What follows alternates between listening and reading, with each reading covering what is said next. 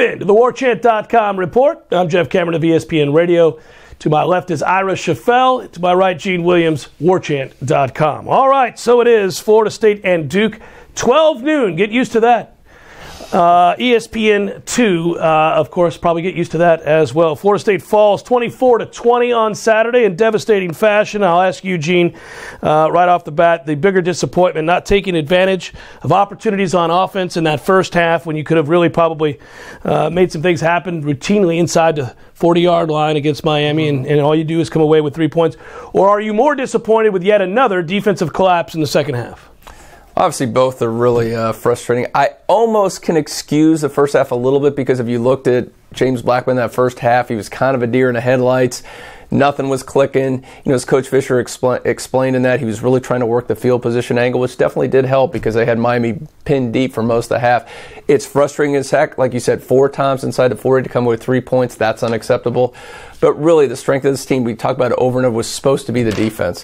When that second half, you made an average quarterback look like Tom Brady in that second half. It's insane. This guy should not be throwing for 220 yards and 3 touchdowns in a half of football. Heck, the last 2 drives, 150 yards of offense in like 3 minutes to score 14 points against this defense. Completely unacceptable. More of that blame has to fall on the defense. 150 yards, last 2 drives on 15 plays. Boom, boom, boom, boom, boom, boom, right down the field, and you lose the football game. It's frustrating. Obviously, everybody looks at the final play of the game. There are a ton of plays that lead up to that final play mattering so much. Were you upset with what you saw from them defensively from Florida State, or is there another element you want to attack here? Because I think everybody's pretty angry at the defense right about now. Yeah, no, I'll stick with the defense. Okay. I think we can focus there for a little bit. Yeah, I mean, they just made a lot of mistakes. I mean, that entire second half is it's not so much that Miami – I mean, Rozier made some nice plays, but FSU's defense did not play well. They didn't pick up some things. They didn't cover well. And I do think the coaches bear some responsibility on that last play. And I asked Jimbo Fisher about it on Monday. He defended the call to play press man. I had 9 guys at the line of scrimmage in a 10th kind of 5 or 10 yards downfield. When you know Miami's taking a shot in the end zone, he defended the call. That's his prerogative. But I still think you would have been much better off having at least two or three defensive backs at the end zone to play center field. Instead, you had one. It was A.J. Westbrook. He never gets anywhere near the play.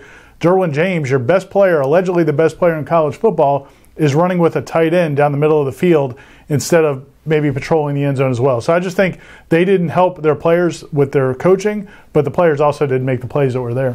At the end of the day, the streak is over. Florida State had won 7 in a row against Miami. That is no more, and you begin to wonder aloud about whether or not this is 2 ships passing in the night. You get really concerned. That's really all I could think about at the end of this game was, hey, it's a tough loss, and for so many reasons, some of which we just documented right here, fellas.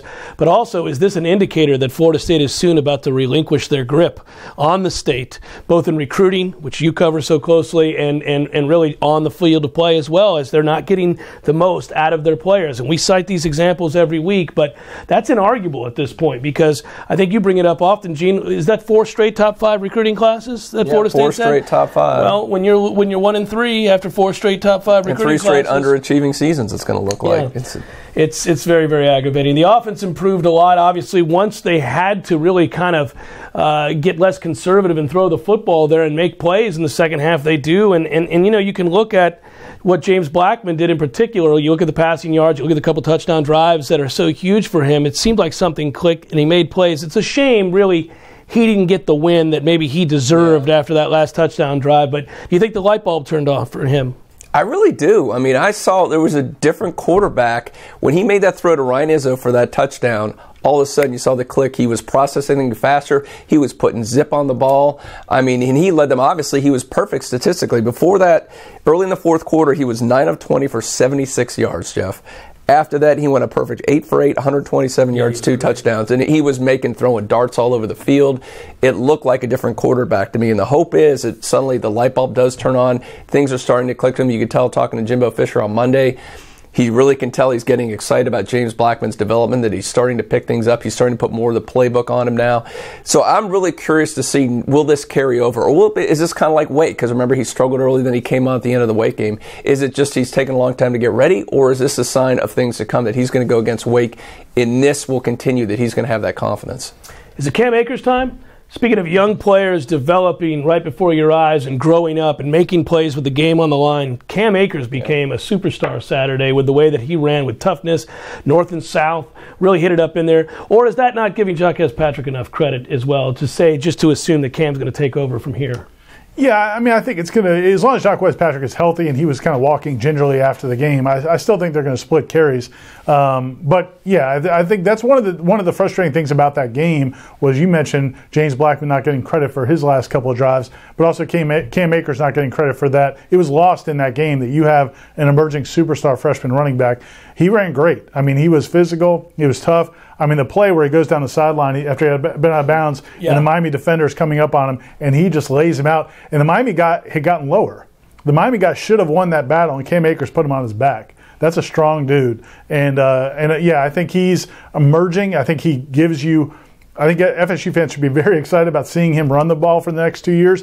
But I think Jacques Patrick is still going to be heavily in the mix. There's some questions about what Florida State will have at wide receiver in this next game against Duke. We'll get into that in a second, take a look at it, and also we'll preview Duke offensively and defensively, Florida State's next opponent. Got to get a win here or else it's absolutely into the side of a mountain we go.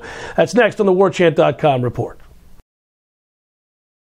Welcome back to the Warchant.com report. Florida State is 1-3. 7, maybe 8 games left. We'll have to see. How many losses in the regular season will FSU suffer? And I guess that's to either one of you. If I'm in Vegas, I'm setting an over-under. I'm putting it right at about 5 right now because the way I look at it, you got 3. Clemson, let's face it, we're all putting the L in that column for the Clemson game. And then I'm looking, you got Louisville. To me, it's probably a 50-50 proposition at this point. Duke and Florida are not gimmies. Maybe your slight favorites in those games. Even BC and Syracuse aren't gimmies at this point, the way this team's playing. But you're going to probably lose at least one of those 3 kind of questionable games in my mind. So I'd put it right at about 5. Yeah, I think they're going to be 5-5 going to Gainesville. And I think that game is going to be a really important game. It could be. I mean, it really could. And I think, I don't know that Gene talked about gimmies later in the season. I don't know if Duke is a gimme. I think they're probably going to lose to Louisville just because I think Lamar Jackson is a dynamic player. It'll be Louisville season's been disappointing. I think the problem for FSU right now is they're so vulnerable and they look so vulnerable that they look like anybody can get them. They can be had by anybody. So they're going to get – some of these teams are kind of middling and even have disappointing seasons. I think those teams are going to play up more so than Florida State's going to play up. I mean, Jimbo's going to have to figure out a way to push some buttons with a team that went from number 3 in the country to 1-3. When you get into the topic of is it 5 losses, is it 6 losses, can they salvage everything and somehow manage to get out of here with just 4 losses? Really what I think you're talking about is the head coach's ability to rally the troops and keep the locker room and keep people focused and get coaches to continue to coach hard and kids to play hard. I mean, this will be more a referendum on whether or not the head coach's message has grown stale or not. Because if the kids believe in their coaches despite the record, they'll continue to play hard. They are competing. They haven't quit. We haven't seen a game like you saw last year against North Carolina with kids loafing. They played hard on Saturday. It's just not going to loaf against Miami. No, but they haven't loafed yet this year, I don't think. This will be the week. There will be some opportunities in the second half of the season if that's going to happen. Right, and so does he keep them engaged? That's really what I think we're talking about when we look at that. Also, they've got injuries to deal with now, and when they've really only had one very consistent receiver, and he's banged up in Auden Tate. The other somewhat consistent receiver has been Keith Gavin, and now he's banged up with that listless kickoff return, ill-advised. Why is he still back there? Anyhow, that said, Gavin's potentially out with a sprained ankle. If he's out, let's talk about this depth chart. I mean, Tate's hurt, but he's playing through it. Campbell's Campbell, Nooney Murray. Talk about the depth chart. Yeah, well, this was the first time this Monday Jimbo kind of offered up some of those names of those young receivers. He brought up Tamori and Terry and DJ Matthews and talked about how much growth they made. Kind of reminded you of last year when Bobo Wilson got hurt, and all of a sudden Jimbo started talking about Nooney Murray. I think those young guys are going to play. I think they're going to have to. Jared Jackson, of course, the walk-on receiver, played early. He was in on the second series this past week. That shows you where the receiver rotation is right now. You'll see a lot of him. And I don't expect Gavin to play based on the way Jimbo was talking. I think it's going to be a lot of those young guys, and we'll see how they do. The problem is now you have a combination of a true freshman quarterback with some true freshman receiver and a true freshman running back. And I'm not saying Duke has not played well the last couple weeks, but they do have some experience. It could be dicey on offense if you've got that many true freshmen on the field. Is it possible that any of those guys make a huge difference for Florida State, and that at the end of the year, what we are salvaging from this season is the emergence of a superstar freshman receiver? That's unheard of at Florida State with Jimbo Fisher. You never see a freshman receiver except for maybe Rashad Green. No one else seems to ever emerge. Is it true for them? But they almost have to. As Ira brought up, I mean, you got Nooney Murray, who's massively underachieving this year. You got Auden Tate playing with one shoulder at this point.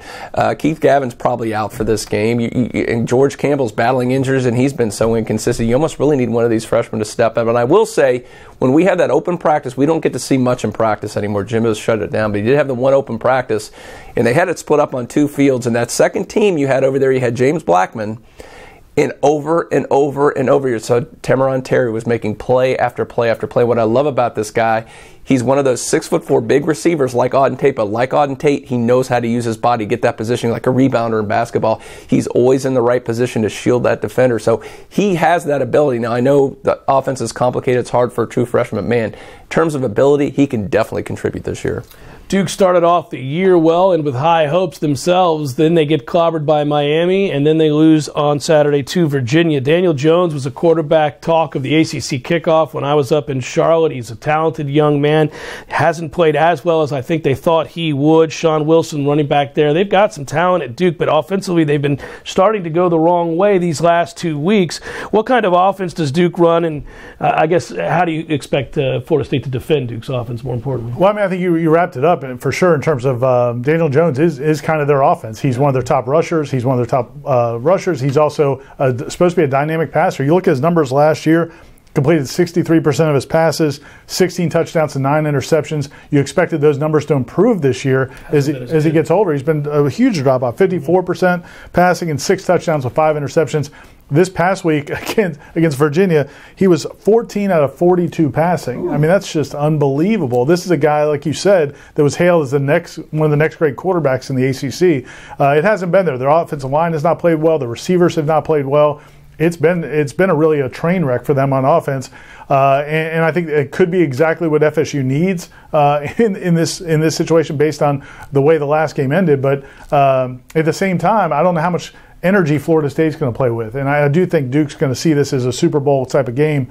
So I'm really curious to see how it plays out. I don't think you can look at on paper and say you know what's going to happen. I thought early in the year Duke's defense played well. It's really begun to drop off here as of late. You know, coming off the Northwestern game that they clobbered them, I thought, boy, Duke is really humming. But things have gone south since then. They've given up a lot of points since then.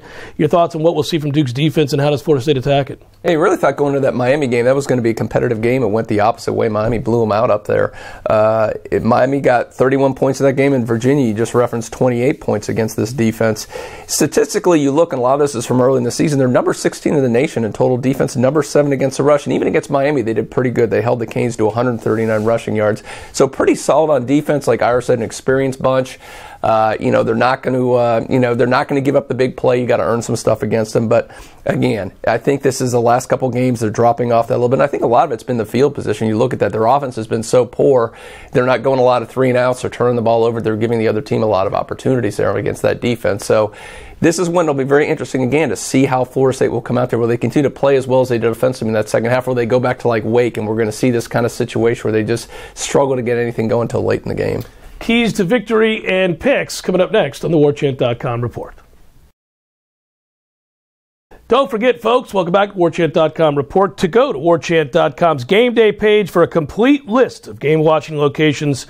That's throughout the country. So wherever you may be, go to Warchant.com and check out where you can find the game. What's up with Derwin James? Anybody want to answer this? You guys want to? We can go through the stats. They're not real pretty, and he's not been nearly the impact player that basically the entirety of the country wrote about and said would. Does anybody got an opinion? Ira, I'll start with you on Derwin James. I think it's a combination of things. I mean, he's had some opportunities to make big plays and hasn't come through. I mean, the Alabama game, he had the possible pick 6, and he lets Hurts take the ball back. He had almost had an interception this past game. I think you mentioned it when we were doing Seminole headlines. He must lead the country in near big plays. Near big plays. Lots of near big plays. But I also think FSU's coaches haven't done a great job of putting him in positions to make big plays. Again, I go back to that last play against Miami where you know they're going to throw the ball in the end zone. You've got Derwin James kind of playing man coverage on a tight end as opposed to him being the guy roving back near the end zone where maybe he can make a play. He's supposed to be the best college football player in the country. and he's not even a factor in that play. There's been other situations as well. Earlier this year, the last big run by NC State that sealed the game, he's blitzing off the edge when everybody thinks they're going to be running the ball. It's just weird how they've used him, and he also hasn't come through with big enough plays. Physically speaking, the NFL will still drool over Derwin James. They're going to look at he's a first-round pick. They're going to look at him and say, well, when we coach him up, he'll be fine. They're going to criticize Florida State's defensive coordinator, Charles Kelly, and understandably so right now, but they're going to see a physical freak. So I don't think we're wrong about Derwin James being just that, a physical freak. But he's been struggling as a football player, and it could be coaching. It could be that his instincts for the game aren't great right now. I don't know. It could be a myriad of things. But Derwin James is a good football player who's going to go in the first round. Yeah, I pretty much said everything I had down to talk about this because it's amazing how much he's been snaked. But every time he makes a big play, something weird happens. Take it away. You also left out the Wake Forest had the 100-yard kickoff return. Oh, that's right. And there was a weird call on that brought that back. Just think about it. He could have had the interception against Jalen Hurts. Might have turned that whole game against the number one team in the country. Had the pass break up for an interception against NC State that might have won you that game. Had a huge 100-yard kick return. Negated. And I think you're seeing some frustration with him. I'm seeing some plays where he seems like he's freelancing a little bit more, trying to do too much, not staying with his responsibilities. I brought up that third down play against NC State. I guarantee he wasn't supposed to be blitzing on that play when he had the outside contain. So I think he's getting frustrated with it too. But I mean, this is a combination of him trying to do too much and maybe the coach is not putting him in the right position. 3 things that Florida State simply is going to have to do if they expect to walk out of Wallace Wade with a victory over Duke. And it's sad that we cannot assume it to be so. Your thoughts on what those would be? I'm going to start with guys, I'll give you one, and you guys go ahead and take the other 2 however you want to do it. They got to care to play. And it's not that they haven't shown that. They've played hard in all these games, but it could be real easy now to go through the motions on a sleepy nooner at Wallace Wade in that stadium, listless. Yeah, no, I'm with you on that. That's a really good key. And I know I went back and looked. I think I nailed all the keys. Florida State hit them all last year that I said they had to do. Run better, all these other things they had to do, and they still lost. So who knows? I would say I'd like to see James Blackman, what we saw at the end of that game, be able to click, because I think you can pass on Duke. They don't have the athletes to keep up with Florida State. If there's any wide receivers that are actually healthy to run routes, if there are, I think that would help them a lot. This is a team that got 6 points against Miami. Don't give up easy points. Make them earn it. I don't think that offense is really struggling for them right now. Don't give up anything easy. And I'd say field position. I know it's the last 2 games against Virginia and Miami. Those teams really had the advantage in field position. Duke had a real hard time getting out of its own end. Keep doing that against them. Put the pressure on them. Anything you want to add to that? No, similar things. The only other thing I would say about James Blackman is Jimbo Fisher has to figure out a way to get him off to a faster start. I mean, you guys give him all the credit in the world for that fourth quarter, but those first 3 quarters and then the first half at Wake Forest, I mean, he is getting off to historically poor starts. 9 yards at half. I mean, he needs to get going. 7 back. Yeah. Jimbo needs to get him off earlier. That said, Jimbo Fisher actually said that to me in an interview I did on Sunday with him, which is, it's my fault, blame me. People don't want to hear that necessarily. They want answers and problems solved. But he said, blame me. I've got to get him going sooner, to your point. All right, it's time for the picks. I shudder to think after going 1-6 a week ago, I wasn't any good. But we did warn everybody, we don't like any of these games. We're not betting them in our real life, if that's your sort of thing, if you're a sporting guy or gal. This week, I don't know. I haven't even taken a peek yet, so that's how prepared I am for these games. Clemson minus 22.5 against Syracuse, a big Friday night matchup. What you got? Playing in the Dome, it can be a little troublesome up there sometimes. I don't know. Clemson didn't cover last week. I'm going to go with the Qs on this one. I think Clemson wins by 3 touchdowns, just barely doesn't cover. What you got? I'll reluctantly take Syracuse as well. Questions about the quarterback for Clemson, how he is. So I'll go with Syracuse. 22.5 is a lot. I'll take Syracuse as well. Dino Babers got him fighting up there. Washington State's given 13.5 to Cal. Should be a fun game out west. Who you got? Well, for the first time in 2 years, I got a Pac-12 game right when I picked Wazoo last week. So I'm going to ride them, baby. Wazoo all the way. I always fade Mike Leach, so I'm fading him again. I'm going with Cal. I'll take Washington State. Ohio State's giving 24 at Nebraska. Lincoln's not what it used to be. Man, 24.5-point underdogs at home? That's just nuts. Hurt your feelings, doesn't it? I don't know. Nebraska's awful. This is one of those, again, I wouldn't touch with a 10-foot pole. Go ahead and give me Nebraska just because I hate Urban Meyer. That's a good reason to bet on a game, right? For the most part, none of us are taking these first 3 games, I can tell. Ohio State's giving 24. You're giving. I'm laying as well. Here we go. A&M is at Florida. How about that? Florida loses to LSU. They're giving 3 to Texas A&M. I'll take Texas A&M. I'm with you. They actually look pretty good against Alabama. They fought them pretty hard. I think the gig is up down in Gainesville. It's kind of they were smoke and mirrors, winning a couple of those games they had no business winning. And it's kind of out now. They're a horrible team. They lost to LSU at home. A&M's going to roll in this one. I'm with you, A&M. Georgia Tech is at Miami. This is a sneaky game. Give me Georgia Tech getting 7 points here. Miami's going to have to fight to win this one. Remember, extra rest for Georgia Tech. Extra rest, and remember, I think Miami wasn't that great against the run against Florida State, and then Georgia Tech's they can put it up against you. So I think this could be the upset. I think Miami's going to have their swoon after Florida State again, just not after a loss. Even with a win. Yep. I'll take do that. You're going to do that? I'm going to take the points You hate as well. Paul. I do, but I'm going to take the points as well. I honestly don't think Miami's that great. Worst thing that could have happened to Texas was Oklahoma losing at home to Iowa State. Give me the Sooners, Boomer Sooner, minus 7.5 against Tejas. I'll do it. This is one, if I did bet in real life, I would with you on that one, Jeff, because they're going to be mad after that loss. Yes. Texas is okay, but I mean, come on, Oklahoma's going to be fired up for this one. Yeah, give me the Sooners all day. We're all with the Sooners. All right, finally, Florida State is giving 6.5 on the road to Duke, and I'll give it. I've been wrong on the Noles. I almost nailed it last week. I had us winning at the end. I said 23-21. They instead lose 24-20.